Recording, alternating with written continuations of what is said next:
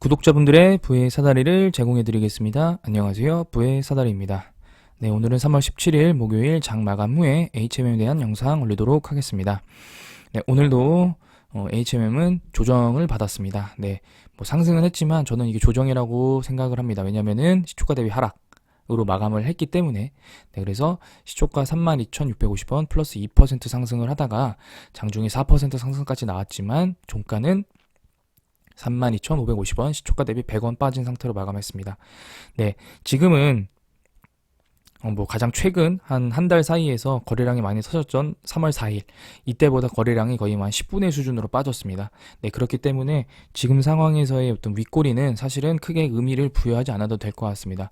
뭐 투자한 주체들이 없기 때문에 그 조그만한 투자 주체들끼리의 싸움은 사실은 어떤 큰 관점에서는 크게 영향을 미치지 않습니다. 지금 보게 되시면 반대로 저는 지금 이평선들이 지금 모이고 있습니다.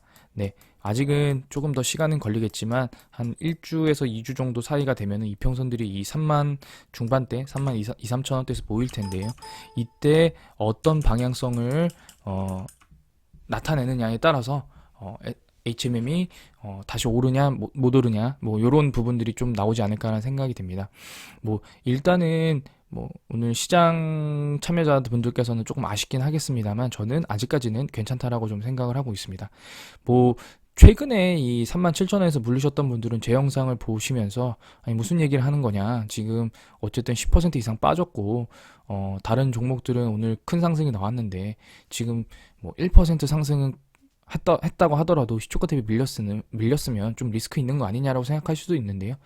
21,000원대까지 이 하락을 보면서 이 37,000원 단기 50%까지 상승한 모습들을 보면서 사실은 그러니까 시장의 상승에 편승해서 상승하는 상승은 결국에 시장이 다시 나빠진다라고 하면 다시 그대로 내려오게 됩니다. 네, 반대로 HMM 같은 경우는 아직까지는 뭐 작년에도 코스피 영업이익률 1위 기업이었고요. 네, 지금 앞으로도 또 운송, 물류에 관련된 내용들은 피크아웃은 아닙니다.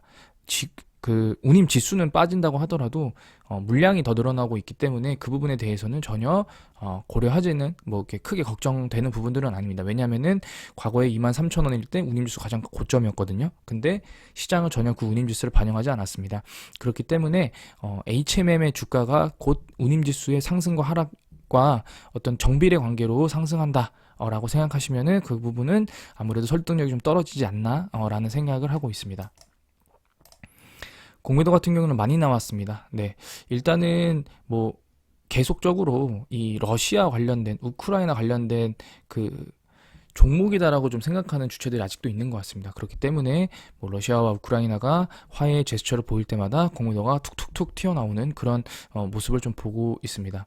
매매 동향을 보게 되면은 다시 외국인이 매수를 했습니다. 매수도 했고 특히 연기금이 지금 5일 연속으로 매수를 해주고 있습니다. 금융 투자들도 매수가 다시 들어오고 있고요. 다만 제가 어제도 말씀드렸지만 HMM의 이 연기금의 매수 물량들이 만주대가 아니고 10만 주대로 올라선다라고 하면 아마 좀 좋지 않을까라는 생각이 드는데요. 만약에 연기금이 10만 주대로 매수하면 아마 그날은 이렇게 몇백 원의 상승이 아니고 1,000원 단위 이상의 상승이 나오지 않을까라는 생각이 듭니다. 네, 그러면 이제 투자자분들도 내가 버스를 놓쳤나? 아니면은 지금이라도 타야 되나? 아니면 지금이 고점인가? 라는 그런 걱정들을 많이 하시게 될 텐데요. 만약에 본인이 세워놓은 가격대나 본인이 이 가격대에서는 사도 괜찮다라고 생각한 가격이 본인을 태우지 않고 갔다라고 하면은 사지 마시고 관망을 하는 게 투자 심리 관점에서 좀 낫습니다. 근데 만약에 추격 매수를 하잖아요. 그렇게 되면은 어떤 심리적으로 불안해지고 2, 3%의 하락도 앞으로의 어떤 최고점 찍고 폭락하는 것처럼 느껴질 수가 있습니다.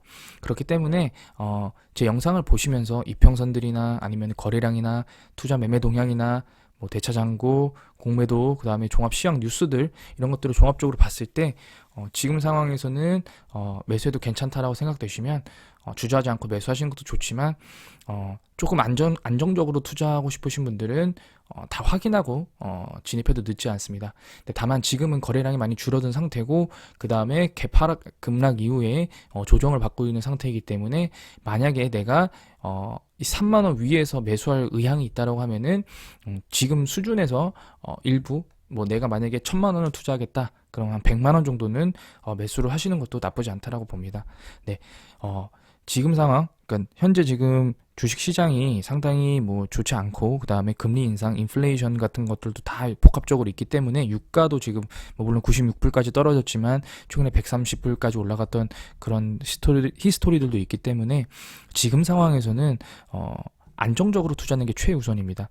내가 1억을 갖고 있다고 하더라도 HMM을 만약에 1억을 몰빵해서 10% 먹어서 1,000만 원을 벌 생각보다는 1억을 갖고 있는데 1,000만 원을 투자해서 10% 하락했을 때는 100만 원, 전체 계좌의 1%밖에 손실이 되지 않습니다. 네, 그렇기 때문에 그런 관점, 이 리스크를 줄이는 관점으로 투자를 하셔야 됩니다. 10% 빠진다? 그러면 또 10%를 넣고요. 또 10% 빠진다? 또 10%를 넣습니다. 그렇게 되면은 내가 원래 1억을 몰빵해서 20% 하락했을 때 2천만 원 손실이 아니고 뭐 한 3천만 원을 투자해서 한 300, 400 정도의 손실을 갖고 이제 확보를 하게 될 텐데요. 근데 이제 이런 상황에서는 HM이 당연히 상승한다라고 전제하에 이렇게 투자를 하는 겁니다. HMM 11년 만에 배당을 했고, 사실은 회사라는 것이 흐름이 있기 때문에 하락하는 거는 꾸준히 계속 하락하고요. 상승하는 추세는 시장이나 대외 환경이 좋지 않더라도 계속적으로 상승을 하게끔 되어 있습니다. HMM 이제 바닥에서 튀어나와서 올라가는 추세고요. 뭐 이런 비슷한 기업이 두산중공업이죠. 수십 년, 10년 이상 하락하면서 어떤 그 워크아웃까지 하고 채권단에 어떤 돈도 빌려가지고 끊임없이 나락으로 떨어졌다가 작년에 2020년, 2021년에 SMR, 그 다음에 신재생 에너지로 반등을 했습니다. 그러면서 영업이익도 적자가 흑자로 전환이 됐고요. 네, 그런 것과 유사하게 HMM도 지금 현재는 상승 추세에 있고, 이 상승 추세를 어떤 대외적인 단기적인 이슈로 다시 하락으로 바로 이렇게 돌리기에는 어려운 상황입니다. 네, 그렇기 때문에 그런 관점을 갖고 HMM을 투자하시면 좋을 것 같고요. 뭐 뉴스는 없습니다. 뭐 여기 지금 아이러니하게 이제 뭐 두산중공업 내용이 나오는데 뭐 이런 부분들은 전혀 신경 쓰지 않으셔도 되고요. 지금 뭐 현대차가 한국조선해양 해운 관련된, 그다음에 상징성 사라진 HM 지분도 처분했다. 네, 뭐 이런 것들은 크게 뭐 의미는 없다라고 봅니다. 뭐 시장에서 만약에 지금 이미 처분을 했는데 시장에서는 전혀 영향이 없습니다. 네, 그렇기 때문에 이 부분은 전혀 뭐 저는 크게 고려하지 않습니다. 네, 지금 보게 되시면은 지분 보유의 상징성이 사라졌기 때문이라고 당시 제게 공통적인 분석이 있었다. 아마 과거에 그런 내용들이었던 것 같은데요. 2018년, 2020년이네요. 네, 작년이군요. 2년 전에. 뭐 일단은 뉴스도 없고 현재 상황에서는 HMM 대차장고도 들락날락 이틀 동안 600만 주 빠졌는데 어제 같은 경우에 140만 주 늘었습니다. 네, 뭐 아직까지는 좀 안정적으로 계속 감소하고 있는 상황은 아니기 때문에 이 부분도 꾸준하게 지켜보시면서 HMM을 조금 한번 바라보시면 좋을 것 같습니다. 네, 오늘 영상은 여기서 마치도록 하겠습니다. 시청해주셔서 감사합니다.